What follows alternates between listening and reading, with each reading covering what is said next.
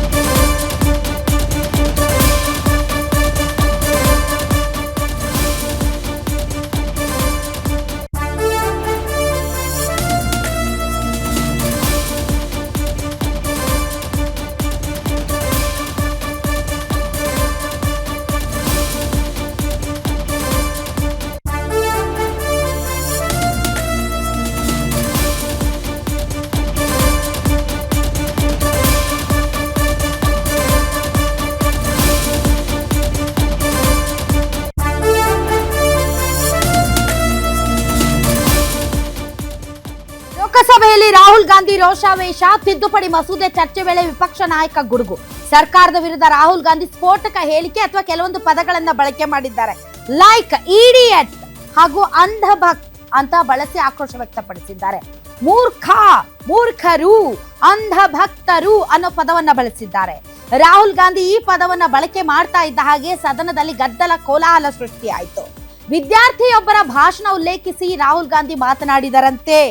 ವಿದ್ಯಾರ್ಥಿಗಳು ಮೂರ್ಖರು, ಅಂಧಭಕ್ತರು ಅಂದ್ರೆ ವಿದ್ಯಾರ್ಥಿಗಳಂದ್ರೆ ಯಾರು, ಮೂರ್ಖರು ಅಂದ್ರೆ ಯಾರು, ಅಂಧಭಕ್ತರು ಅಂತ ಅಂದ್ರೆ ಯಾರು ಅನ್ನೋದರ ಬಗ್ಗೆ ಅವರು ವಿಶ್ಲೇಷಣೆ ಕೊಟ್ಟಿದ್ದಾರೆ. 3 ವರ್ಗದ ಜನರಿರ್ತಾರೆ. ಒಬ್ರು ವಿದ್ಯಾರ್ಥಿಗಳು, ಮೂರ್ಖರು ಮತ್ತು ಅಂಧಭಕ್ತರು. 18 ವರ್ಷದವರು ಹೇಳ್ತಾರೆ ವಿದ್ಯಾರ್ಥಿಗಳು ಎಂದರೆ ಜ್ಞಾನ ಬಯಸುವವರು, ಮೂರ್ಖರು ಎಂದರೆ ವಿಭಿನ್ನ ಅಭಿಪ್ರಾಯ ಕೇಳಲು ನಿರಾಕರಿಸುವವರು ಅಂತ ರಾಹುಲ್ ಗಾಂಧಿ ಬಣ್ಣನೆ ಮಾಡಿದ್ದಾರೆ. ಕೇವಲ ವಿದ್ಯಾರ್ಥಿಯ ವ್ಯಾಖ್ಯಾನವಷ್ಟು ವಿವರಿಸುತ್ತಿದ್ದೇನೆ, ಈ ಪದಗಳು ಸರ್ಕಾರವನ್ನ ಉದ್ದೇಶಿಸಿ ಹೇಳಿದ್ದಲ್ಲ ಅಂತ ರಾಹುಲ್ ಗಾಂಧಿ ಸ್ಪಷ್ಟನೆ ಕೊಟ್ಟಿದ್ದಾರೆ. ಅಂದ್ರೆ ಯಾವಾಗ ಅವರು ಅಂಧಭಕ್ತ ಅಂತ ಯೂಸ್ ಮಾಡಿದ್ರೋ, ಇಡಿಯಟ್ ಅಂತ ಯೂಸ್ ಮಾಡಿದ್ರೋ, ಆಗ ಸಚಿವ ಕಿರಣ್ ರಿಜಿಜು ಅವರು ಆಕ್ಷೇಪ ವ್ಯಕ್ತಪಡಿಸ್ತಾರೆ. ಕೊನೆಗೆ ಅವರು ಹೇಳಿದಂತಹ ಈ ಮಾತುಗಳು ಕಡತಕ್ಕೆ ಹೋಗದ ರೀತಿಯಲ್ಲಿ ಕಡತದಿಂದ ತೆಗೆದು ಹಾಕಲಾಯಿತು. ಹಾಗಾದ್ರೆ ರಾಹುಲ್ ಗಾಂಧಿ ಅವರು ಯಾಕೆ ಈ ಪದಗಳನ್ನ ಬಳಸಿದ್ರು, ಯಾಕೆ ಈ ರೀತಿಯಾದಂತಹ ಪದಗಳ ಬಳಕೆ ಅದರಲ್ಲೂ ಕೂಡ ಇವರು ಸದನದಲ್ಲಿ ಬಳಸಿದ್ರು, ಅವರ ಬಾಯಿಂದಲೇ ಕೇಳೋಣ ಯಾಕೆ ಹೇಳಿದ್ರು ಅಂತ. The hallmark, she said, the student, she says the student wears the truth on his or her chest proudly. It's written here. And I said, what about the other type? She says the other type requires an image. It requires an image, and as that image is not true, because the idiot is trying to pretend that he is God. I'm not talking about that. As it is not true, and the idiot is trying to pretend he's God, he has to create this massive image. Then I asked a question, sir. मैं सोचा कि यार ये, sorry sir, मैं सोचा कि ये student है और फिर ये इडियट भी है, तो मैंने उससे पूछा एक बात बताओ, ये तीसरी कैटेगरी कहां जाती है? ये तीसरी कैटेगरी कहां जाती है? उसने कहा कौन सी तीसरी कैटेगरी? मैंने कहा अंधभक्त। इसको कहाँ डाला जाए? She says to me, Andhbhak is a person who is absolutely convinced that another idiot is God. So these are the three categories. Rahul Gandhi ji unparliamentary word use नहीं करते तो यहाँ से भी टोकने का कोई आवश्यकता ही नहीं है। अभी जो शब्द मैं ये मानता हूँ कि राहुल गांधी बहुत तरीके से ऐसा शब्द यूज कर रहे हैं, वो एक स्टूडेंट के नाम से ऐसा शब्द का इस्तेमाल कर रहे हैं। वो इस्तेमाल तो वही कर रहे हैं ना, राहुल गांधी जी ही कर रहे हैं। वो नाम ले रहा है स्टूडेंट का, स्टूडेंट का नाम नहीं बोल रहे हैं, लेकिन स्टूडेंट का नाम से इन्होंने जो शब्द यूज किया है वो अनपार्लियामेंट्री वर्ड है, और जो अनपार्लियामेंट्री वर्ड है उसका इस्तेमाल नहीं कर सकते हैं और उसको हटा देना चाहिए। और बार बार एक ही शब्द को एक छात्र का नाम से बार बार इस्तेमाल कर रहे हैं सर, वो नहीं होना चाहिए, वो गलत इस्तेमाल किया। आपके लिए नहीं इस्तेमाल किया। I didn't use it for you.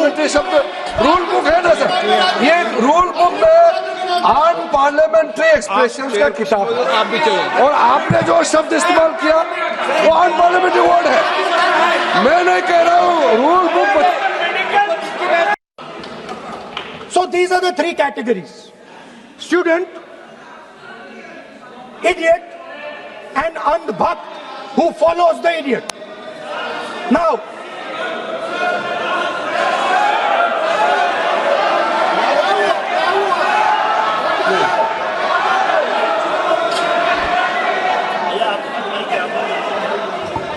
so Speaker sir,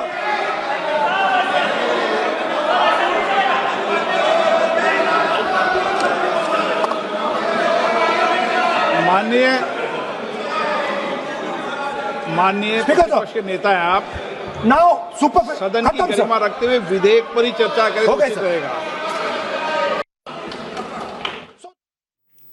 okay, 3 category ಅಂತೆ. ಪ್ರತಿಭಟನಾ ನಿರತ ವಿದ್ಯಾರ್ಥಿ ಒಬ್ಬಳು ಹೇಳಿದ ವಿಚಾರವನ್ನ ಅವರು ಸದನದಲ್ಲಿ ಪ್ರಸ್ತಾಪ ಮಾಡ್ತಾ ಇದ್ರು.